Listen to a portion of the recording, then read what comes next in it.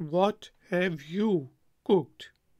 English के इस question का मीनिंग क्या होता है और इसको हम आ, कब और कैसे पूछते हैं और इसके जवाब में हम इंग्लिश में क्या क्या कह सकते हैं देखते हैं आज के इफेक्शनर के लर्निंग वीडियो ट्यूटोरियल में।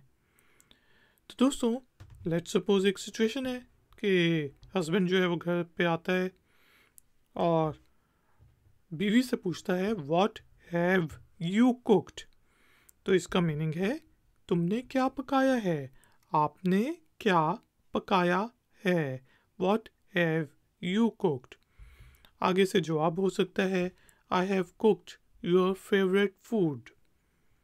मैंने आपका पसंदीदा खाना पकाया है। I have cooked your favourite food.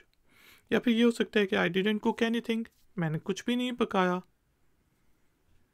तो दोस्तों, हमने देखा कि व्हाट हैव यू कुक्ड का मीनिंग होता है तुमने क्या पकाया है। जवाब सिचुएशन पर डिपेंड करता है कि I have cooked your favourite food, मैंने आपका पसंदीदा खाना बनाया है।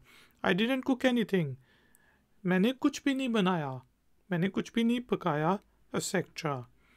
इसी तरह की और वीडियोस देखने के लिए iFactioner के चैनल को सब्सक्राइब करें। वीडियो पसंद आई है तो लाइक का बटन जरूर प्रेस करें और वीडियो और चैनल को शेयर कर लें।